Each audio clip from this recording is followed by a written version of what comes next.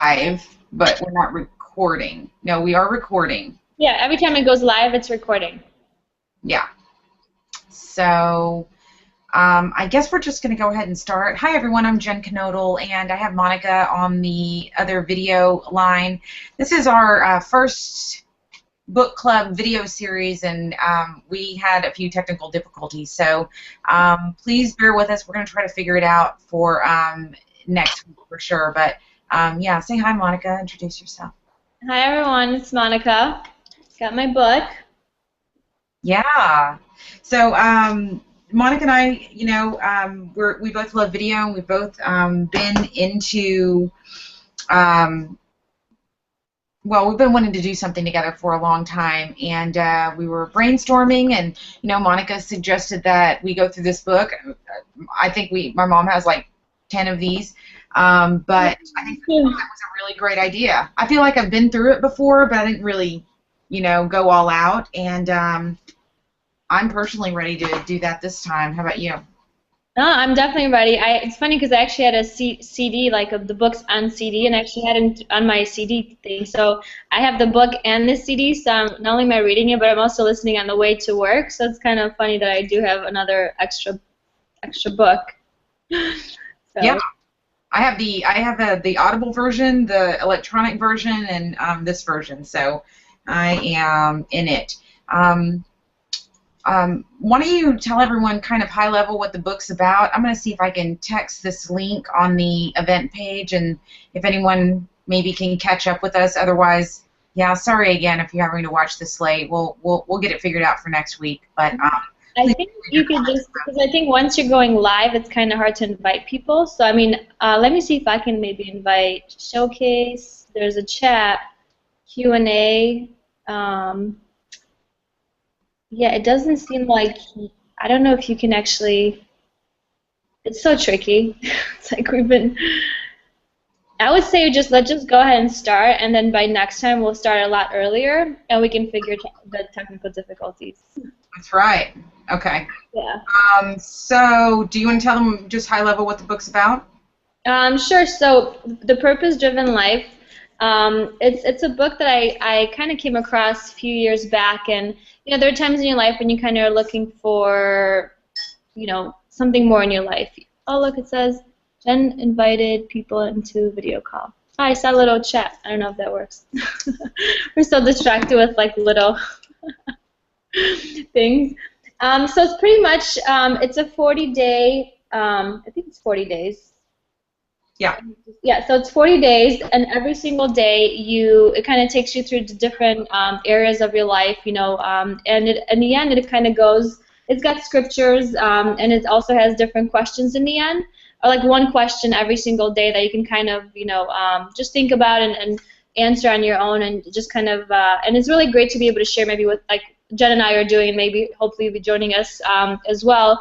But just kind of share like what's going on with, how other people see things as well. So it's kind of nice to go through it by yourself, but also with a group. So the first time I went through it myself, and then it was a group, and it was kind of a nice experience because people provided feedback, and it was nice to hear what other people have to say. So thank you for joining us, Jen, or joining me, and then whoever else is going to join us. I would say, do you have a mouse in your pocket? So, yeah, so let's just get started. I mean, I wanted to note, like, in the first page, there's an opportunity, if you get the hard edition, there's an opportunity to sign the covenant, really, really dedicating. So, if it's all right with you, I guess we didn't even necessarily, there you go, Monica. Yeah. We didn't necessarily talk about how we were going to go through, but if it's all right, I'll just kind of go through some of what I thought for day one, and then maybe so we only have we started on Monday, so we're only up to day 3. So just some of the things that I underlined is you were born by His purpose and for His purpose. That's at the beginning of day 1, and I mean, that is a totally different way to look at things than how we look at things secularly, I think, for sure, because it's all about me in our society. So that's that's a really big shift that it's really been difficult for me to make. Yeah, and feel free to jump in, Monica. I didn't mean like Okay. No, I'm listening. You're good. and, I also like that it's like you didn't create yourself, so you don't know what you're made for. So that would be like asking a toy, "What's your purpose?" The toy doesn't know. The creator of the toy knows. I underlined that as well. Yeah, that was a good one. I like this. Being successful and fulfilling your life's purpose are not at all the same issue. I underlined that as well. See, we're totally on the same page, right? Because essentially, That's funny. yeah, like all the same things that in society we think that's the level of success, and success has a different meaning in God's eyes, and so once again, that is a shift. And probably the last thing is I always feel like I have a million things to do, and I think that's American Titus, having too many things, too busy disease, and I like this. Learning God's plan for your life will teach you how to do less in life by focusing on what matters most. So that is a really good one for me, because I just want to do everything, and I don't have time for everything I want to do. So it'd be really good to get some clarity on that. I mean, I have a little creative brain, so I'll probably never be as organized as some people, but I'm looking forward to trying to get focused. No, that's all great stuff, and that's kind of similar things that I had underlined. Again, we do tend to get distracted. It's like undetected ADD that, oh, there's this little sparkler here and over there, and it's like you get distracted very easily, but it's very hard to kind of quiet our mind. And so a lot of times because we're distracted, there's so much going on that we can't quiet, and we can't really reflect and really can't really be with God. So if you have a cluttered mind and things that are always going on in your life, and your things, really try to make time to, whether it's in the morning. That's kind of what I started doing a few years back, is just really before I even look at my phone or do anything, like when I wake up, I just kind of lay in bed for a few minutes and just kind of, whether it's going to be a good day or a bad day, whatever kind of day, every single time that I do take the time to pray a little, pray and just ask for God to always have us, to be with me, to guide me, to protect me, to give me strength and courage. So no matter what kind of day it is, it really makes a difference throughout the day, And a lot of times when I notice myself getting anxious about things, one thing I heard, was one of those things someone was talking about, was just saying, if you have anxiety in your life, that means God is not present. That means you're not spending much time with God. Because when your anxiety increases, that means God decreases in your life. But if you want your anxiety to lessen, get God more in your life. Focus more on Him versus your anxiety. So I don't know if you can relate to that, Jen, or. Yeah. I think for sure. There's a book out. Prayers for busy people. I mean, everyone there today at the gas station. I got myself a coffee. That's a separate thing about me needing to get off a coffee. But as I'm walking to the cash register, this little kid group of 4 kids, literally. So I went in, got my coffee, turned around, and coming straight out. So I mean, I'm headed to get to the register first. These little kids literally cut me off and put all their stuff down and turn around and say, "Sorry, we're in a hurry." And I'm just like, "You're 7. What are you in a hurry for?" So it starts young.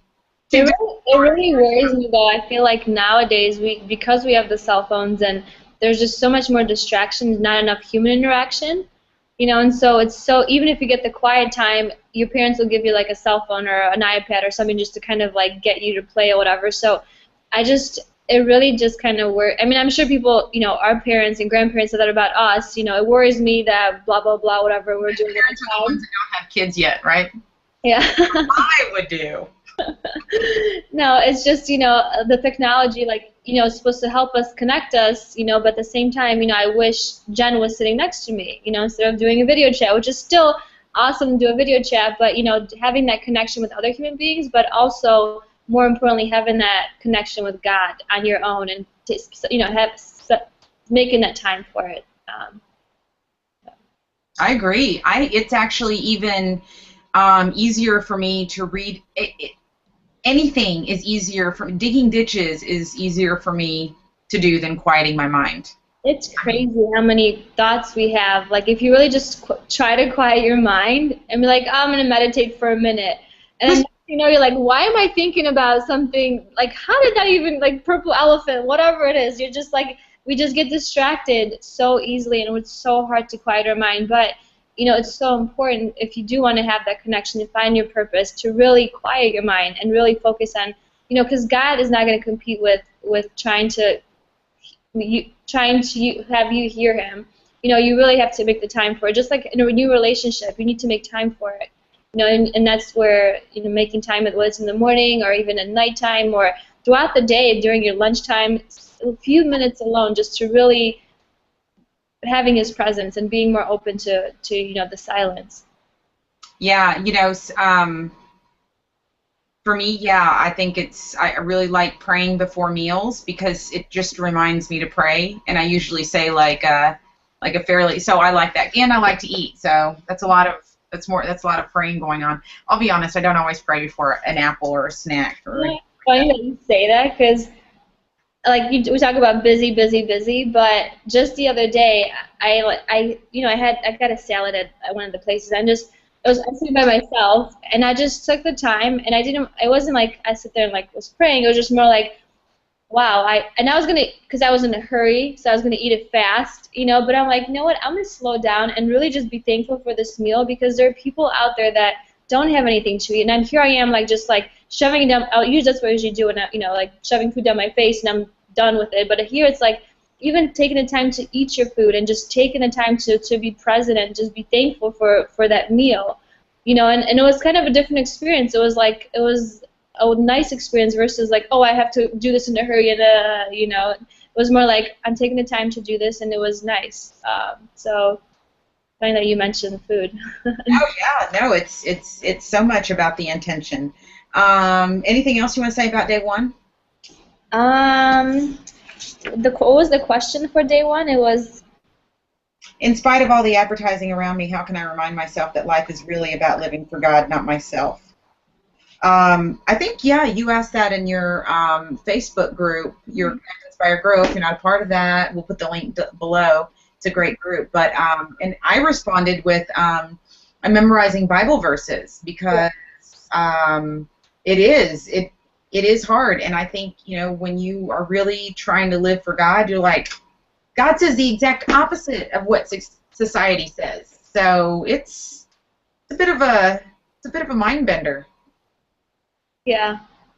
Well, they said you can't have two gods, and a lot of times whatever it is that it could be food, it doesn't have to be like another god, but just, whatever you put in front of God, which pretty much we do a lot of different things which is not what we should be doing. So just anything that you can't have two gods. So whether, either you really are focused more on wanting to grow a relationship with God, or versus the things that you think are important and essential, making those things your God. So I think for that answer, I would just say just really spending more time, or just trying to not just in the morning, because I'm used to just getting up in the morning and taking a few minutes of my day, and then before I go to bed, but throughout the day as well, when I'm driving, or if I'm in a hurry to do something, just reminding myself that to take the time to quiet my mind and just be thankful for each moment.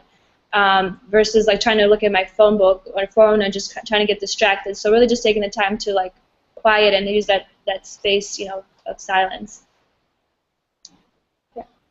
Yeah.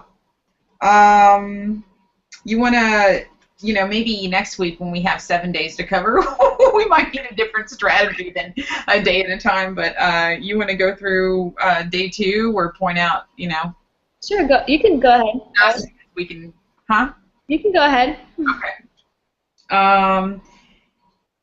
Okay, so, we'll probably get better at chit-chatting, but another thing I underlined is you are alive because God wanted to create you.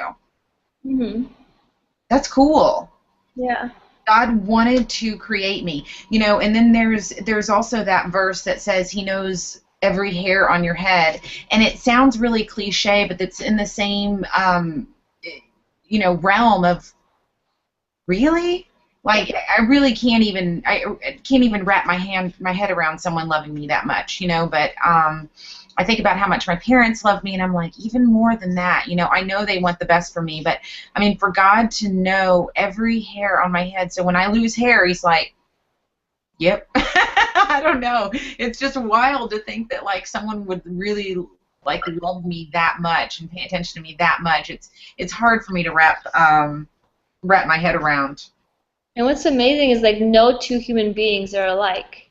You know, there's so many different people out there. No two fingerprints are alike. I mean, it's just that's amazing. So it just really just you were created unique you. You know, there'll never be anyone else like you. And just so really a lot of times we try to be something else or be someone else, and society that's always trying to change us. To really just take it in and just say, you know what, I'm enough. I'm unique, and I'm here for a reason, and I have a purpose. And you know, God took the time to create me the way I am, you know, and just really embrace that versus trying to, because everyone's trying to be something that they're not to impress people they don't even like. You know, it's so just really going back to, you know, you're not an accident. You are unique, and I like the chapter too. Yeah. I like how he says, you saw, you know, like God knew us before we were even born. That just really kind of like, you know, that blows me away. So it's like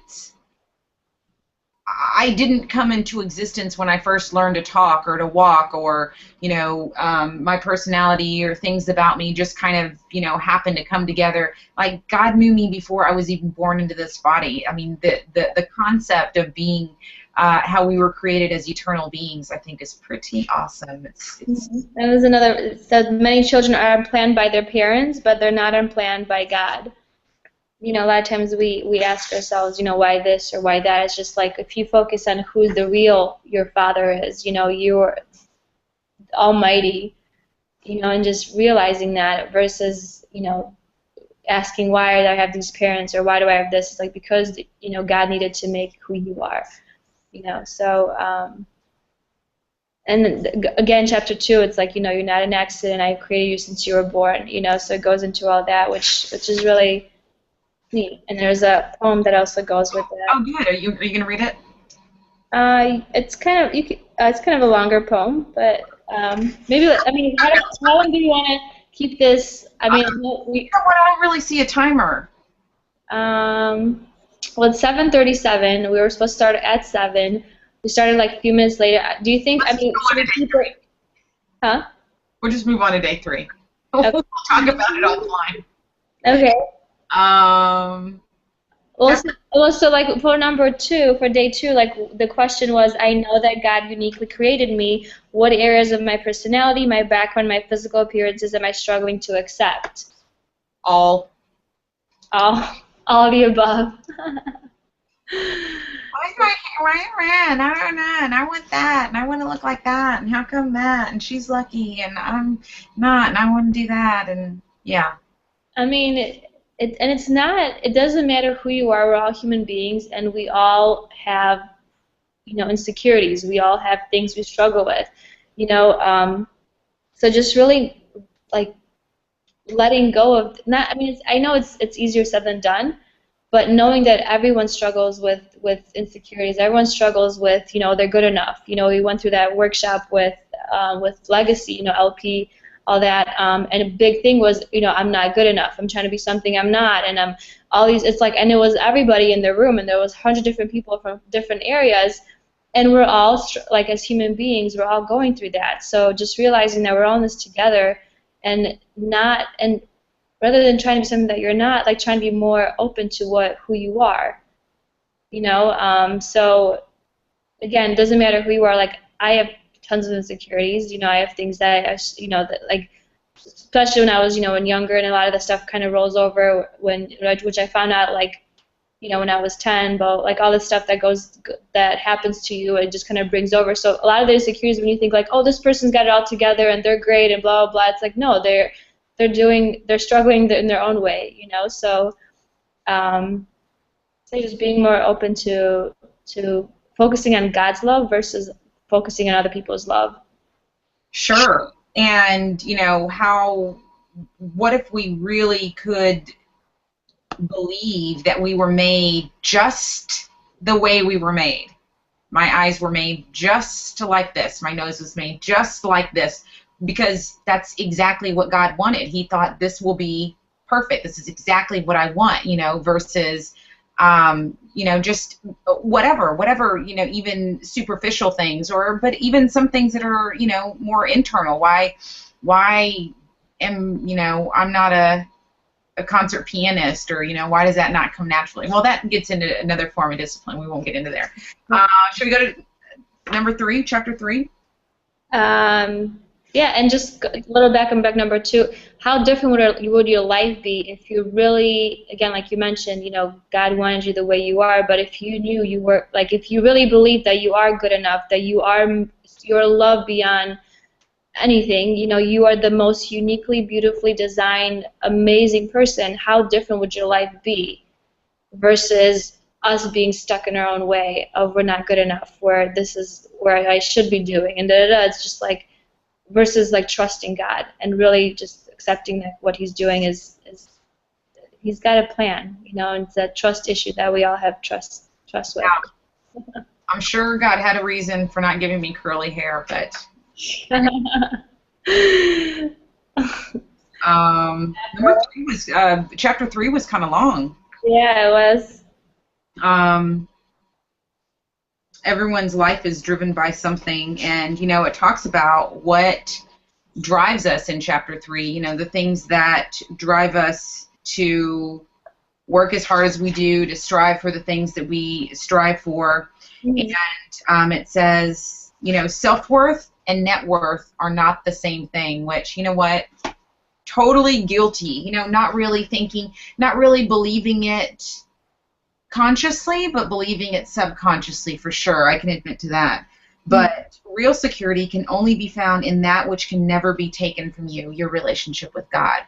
And, you know, that's something that it's kind of another one of those things that it's easy for me to know and hard for me to really feel, because it's like, but right. I got to take care of stuff, you know. It's like, so yeah. Let's see. There's nothing quite as potent as a focused life, one lived on purpose. I really like that. And then the last thing that I underlined is that, you know, so many of us live to create an earthly legacy. I know that I would like to. Living to create an earthly legacy is a short-sighted goal. A wiser use of your time is to build an eternal legacy. Yeah. Put on earth to be remembered. You were put here to prepare for eternity. And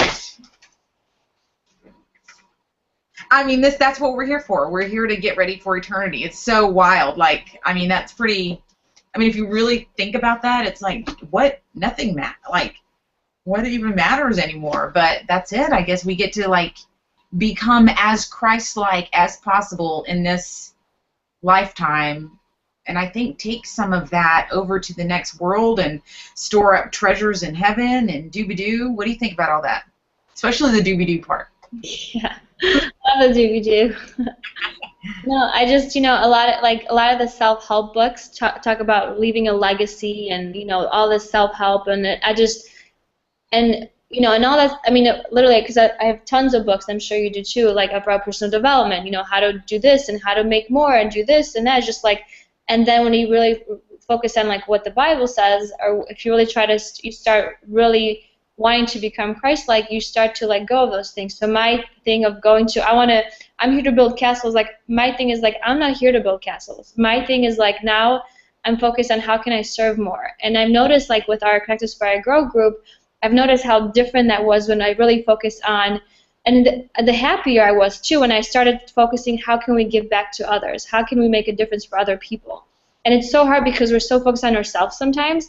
And there are times where I'm so wrapped up in my stuff that I realize, like, I start getting anxious and not happy because it's not good enough, or it was, and I'm realizing, I'm like, wait, when was the last time I went and fed the homeless? When was the last time and those are the moments that are the selfless moments that mean the most. And I know it's so hard because you're like, well, I gotta love me first and do this for myself first, but you don't realize that in your serving is where, like, my mission now is, I've noticed, it's like my mission is to love and to serve. But yeah, I just try to do so many different things, but it's like when I focus on my mission to love those around me and try to help them and try to be there for them. When you talk about it's not about me, it's about other people. But our ego's like, well, you got to take care of yourself, and it's like, no, it's not about me. I'm here to serve. I'm not here to build castles. I'm not here to leave a legacy, and that is my mission. And it's one of those things where, again, we get wrapped up in our life and our people, our surroundings, and the media and all this stuff, and it's just like, no, just simplify your life. Go back to what makes you happy. And to me, the moments that it's definitely God's work, because the people that have been around for Connect, Inspire, Grow for the lunches, like, that's not me, like that, like, I couldn't just invite all these people randomly, and like, people have stuff to do. It's a Monday Night Football, they have all this stuff, but to come every month, once a month, every day after, like, month after month, just to come and serve other people and tell their friends about it, that's not my work. Like, that's God's work doing what I'm here for him to do, here to do. So, and he does amazing things. If you are faithful and you really focus on doing something good for others, the right people will come along, and the right circumstances will show up, and the right, sponsors and donors or whoever will come around. It's just, you really have to focus on why you're doing this. When your mission becomes selfless, you start seeing results. And it's been really cool to see that kind of what's happening with, in that little community that we've created. And again, it's like, if out of pain and out of frustration came this thing of, I want to give back. It's not about me. God, what do you want me to do? When you break down and you're like, I give up. I don't know what, I've tried so hard. I don't know. And that's where you just that's when he kind of comes in, and you can, when you're ready to kind of give it up and just let go and surrender, that's when he can kind of start building the foundation of what's important in your life. And it's so hard to let go, because we're holding on with our closed fists. We're like, no, I got to do this. And then it's like, and then when things happen, and sometimes they happen, you're like, why is this happening to me? This is happening for a reason. Whether it's good or bad, if you trust, if you know that, just know that it's happening for a reason. So yeah. Let me get my charger. My phone.